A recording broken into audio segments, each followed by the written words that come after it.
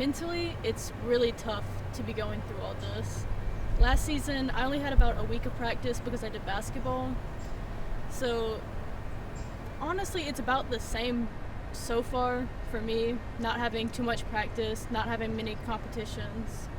But mentally, it's very hard to want to get yourself to practice knowing that you can't compete until at least a few more months. I'm Max Sager. My name is Jackson DeFore. I'm Brandon Armstrong. I'm Molly Taylor. My name is Christian Stewart. I'm a left wing and I play soccer. I'm a sprinter here, so my sport is swimming. I play football here. I do track and field. I play men's basketball. I think one thing that people don't notice is how stressful it is getting to practice and finding times to practice, because the athletic director has made it mandatory where we all have different times that we can use different facilities. So what time we might normally practice last year isn't even in the equation anymore. And you might not even practice with the whole team. So it's trying to figure out times and around everybody's schedules can be very complicated during this. I would say the scheduling is a weird thing because a lot of teams, it used to be where a lot of teams could be working out at the same time, but that's just not the case anymore. Also, the mask restrictions make it they make it significantly more difficult to run and exercise out here. But I mean, we're making it through.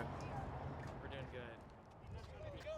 Yeah, I mean it's been a long process since the spring when all of this started, and as you probably know already, we had to cancel all sports for the spring semester, and has just been like a constant evaluation process since then on what's safe to compete in, how is it safe to do so, and we finally arrived where we've delayed starts for all of our sports competition until spring, and then just getting to the evaluation process of practices and training and stuff like that. And just last week they started small group practices. Everyone is masked and social distance. So we're able to do a little bit. Obviously it's difficult to do any athletic activity with a mask on the whole time. So but I think the important part was giving student athletes just a way to get out and do some training and be active and participate in their team activities. When we made the decision, it was kind of the virus was a really big unknown, and I think there was just a growing belief that we didn't know what we were trying to manage, and if we didn't know how it spread and what the potential effects of it were, that we really couldn't rationalize putting people in harm's way. And so that's kind of why we made the decision to cancel. And as you saw, the NCAA did the same thing, so it was kind of just one day after another, actually hour to hour, things were changing, and so that's kind of how we came about that decision. And moving forward for the fall, it's a little bit of the same. We're in a conference, the Southern Athletic Association, so the presidents of that conference meet regularly, and we're talking about is it safe to participate, and going off some of the guidance that the NCAA had set forth. And really, I think decisions were made based on the best interest of the school population, the institutional population.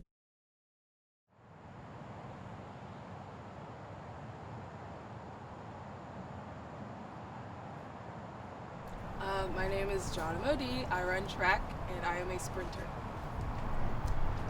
Normally, we practice the same time every day at 3:30. Now, our practices are still up in the air, and we're kind of playing it day by day, and sometimes we have to do it on our own because there are other sports on the field and stuff like that, so it's a lot different. It feels really good to just practice and be back with my team again. It's just, going basically 6 months without seeing each other and not, just even running together. It's a completely different environment and vibe when you're with your team, so I'm glad to be back with them. The things that are different now pretty much is just we just can't be near each other. They require us to wear a mask at all times. We're just trying to go a lot faster and make sure that things aren't we don't help spread anything. So practices are really short, quick things, and we just we're in go mode and a rush a lot of the times, really. Bonding has been a little bit different, especially since with a normal season we would have captains practices and kind of have the team all together. before the season even started, so we'd all know the freshmen's names. They all know us pretty well, and we all be pretty comfortable with each other by now. But I mean, we're kind of just having to do it on the fly. Just get guys over when we can for the weekends and kind of hang out and kind of get to know each other a little bit more and mix up the people, since we can't really do that at practice.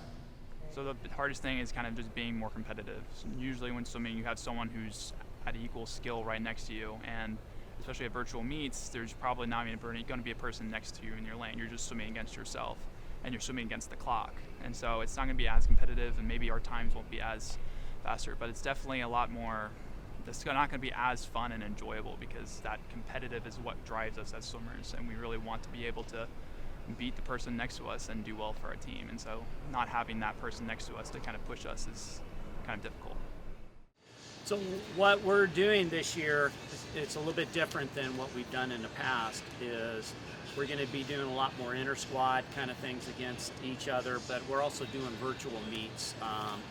It's very similar to an inter-squad, where you're actually swimming fast off the blocks, racing against each other, but you're just kind of sending in the results to the other teams, and all you do is you're just seeing where everybody is in this season, because pretty much everybody across the nation has been said that no real competition until the first of the year. And so this gives us a chance to race without actually racing against another team. I'd say COVID has definitely affected my senior year in a very traumatic way, due to the fact that this was supposed to be a big year for really all of BSC sports, but specifically the basketball team, because we had been working up all summer, building up to be better and hopefully win a conference championship, which is the goal at the end of the day. Well, I just,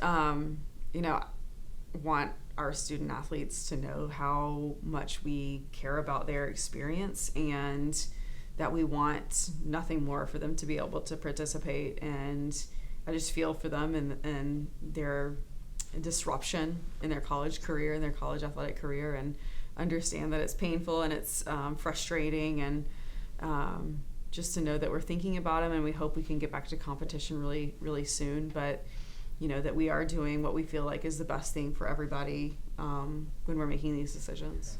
Yeah, a lot of what we're going to do moving forward is to be determined.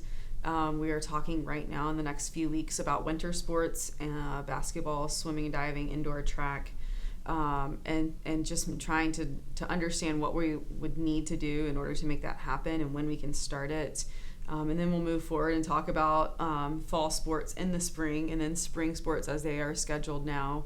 And for those protocols, I think once we determine if and when it's safe to do that, we'll then look at, spectator protocols and stuff like that. But I would assume that unless there's a vaccine or something where we're able to, be in crowds and stuff like that, there would be a reduced fan policy of some sort.